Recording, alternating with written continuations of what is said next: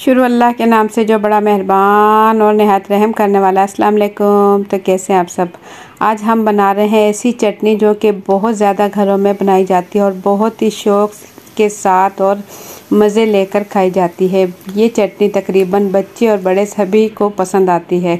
बहुत जायकेदार और मज़ेदार बनती है। तो वीडियो स्किप किए बगैर पूरी देखिएगा ताकि आप जान सकें कि ज़बरदस्त प्याज और टमाटर के साथ ज़बरदस्त चटनी हम कैसे तैयार करेंगे। इसमें हरी प्याज का इस्तेमाल करेंगे और सिंपल प्याज का भी इस्तेमाल करेंगे। चैनल पर न्यू है तो सब्सक्राइब कर लें। वीडियो पसंद आए तो एक प्यारा सा लाइक और एक प्यारा सा कमेंट कर दें। तो बगैर टाइम ज़ाया किए ये मज़ेदार, चटपटी, मज़ेदार और जायके से भरपूर टमाटर और प्याज की चटनी की रेसिपी शुरू करते हैं। बिस्मिल्लाहिर्रहमानिर्रहीम। जायकेदार चटनी बनाने के लिए यहाँ हमने ले ली है हरी प्याज। एक गुत्थी हरी प्याज की ले लें और इसमें से जो एक्स्ट्रा ख़राब पत्ते हैं उसे निकाल दें और इसके बाद साफ़ पत्ते लेकर पहले इसे अच्छे से धो लें। धोने के बाद हल्का सा खुश्क कर लें और इसकी बारीक बारीक कटिंग कर लें। इसके बाद ले लेंगे टमाटर। हाफ़ के जी यहाँ मेरे पास टमाटर हैं। मीडियम साइज़ के टमाटर हैं। इसे हम थोड़ा छोटा छोटा कट कर लेंगे। टमाटर अच्छे होने चाहिए। टमाटर मेरे पास लाल टमाटर हैं और साफ़ सुथरे टमाटर लें। पहले मैंने इसे अच्छे से धो लिया। धोने के बाद इसे हम कटिंग कर लेंगे। तमाम टमाटरों की देखिए मैं कटिंग कर चुकी हूँ। इसी तरीके से टमाटर की कटिंग कर लें। हाफ़ के जी टमाटर ले लिए और हरी प्याज की कटिंग हम कर चुके हैं। इसके बाद हम ले लेंगे प्याज। सिंपल प्याज लेंगे, इसे छील लेंगे। छीलने के बाद दरमियान से काट कर इसे मैंने अच्छे से धो लिया। धोने के बाद जिस साइज़ में हमने टमाटर की कटिंग की है इसी साइज़ में हम प्याज की कटिंग कर लेंगे। प्याज ये तकरीबन मैंने ले लिए हैं 250 ग्राम प्याज ले लिया है और यानी कि 1 पाव इसकी कटिंग कर चुके हैं। और इसके बाद ले लेंगे फ्राई पैन। खुला सा फ्राई पैन या कढ़ाई ले लें और इसमें डाल देंगे ऑयल। आधा कप तकरीबन ऑयल का डाल दें, कुकिंग ऑयल। और इसके बाद सबसे पहले हम इसमें डाल देंगे प्याज। हरी प्याज हम बाद में इसमें ऐड करेंगे। पहले जो प्याज है वाइट प्याज इसे हम फ्राई करेंगे। इसे मीडियम टू हाई फ्लेम पर फ्राई करेंगे। ये देखें जब तक इसे फ्राई करेंगे जब तक कि ये प्याज थोड़ी सी नरम हो जाए। इसे गोल्डन नहीं करेंगे, नरम होने तक प्याज फ्राई करेंगे। इसमें हल्का सा साइडों से चम्मच चलाते रहेंगे ताकि ये साइडों से जले नहीं, कलर ना इसका ख़राब हो। वाइट ही हमने इसे रखना है बस नरम होने तक। तो देखिए माशाल्लाह ये नरम हो चुकी है प्याज। ये हल्का हल्का सा हम इसमें चम्मच चलाएंगे और इसके बाद इसमें ऐड करेंगे स्पाइसेस, मसाले ऐड करेंगे। मसालों में हम इसमें डाल देंगे लाल पिसी मिर्च, कश्मीरी लाल मिर्च है मेरे पास, ये डाल दिया मैंने 1 चाय का चम्मच। 1 चाय का चम्मच ज़ीरा डाल देंगे और 1 चाय का चम्मच भर के हम इसमें डाल देंगे सूखा धनिया कुटा हुआ।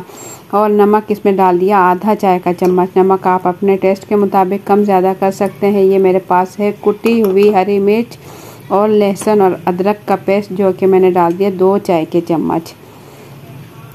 ये तमाम मसाले डालने के बाद इसे हल्का सा भून लेंगे। तकरीबन 30 सेकंड तक इसकी मिक्सिंग करेंगे और मसालों को भून लेंगे। इसके बाद इसमें डाल देंगे हम टमाटर। हाफ़ के जी जो हमने टमाटर लिए थे प्याज और मसालों के साथ इसे भी हम हल्का सा भून लेंगे। तमाम टमाटर इसमें डाल देंगे। टमाटरों का थोड़ा सा पानी है ये भी इसके अंदर ऐड कर देंगे। अब टमाटर के साथ, प्याज के साथ और ये मसाले जो हमने ऐड किए हैं इन तमाम चीज़ों को अच्छा सा भून लेंगे। इतना भूनेंगे कि प्याज और प्याज तो नरम हो चुके हैं, टमाटर भी हल्के हल्के नरम रहें। इतना इसे हम पकाएंगे कि प्याज थोड़े खड़े रहें। उस टाइम तक हमने प्याज हल्के से नरम होने तक पकाया और इसके बाद जो हमने हरे प्याज की कटिंग की थी ये तमाम प्याज जो है डाल देंगे। फ्राई पैन में डालकर प्याज और इसकी मिक्सिंग अच्छे से करेंगे। बहुत ही जायके से भरपूर मज़ेदार यहाँ चटनी हो रही है तैयार।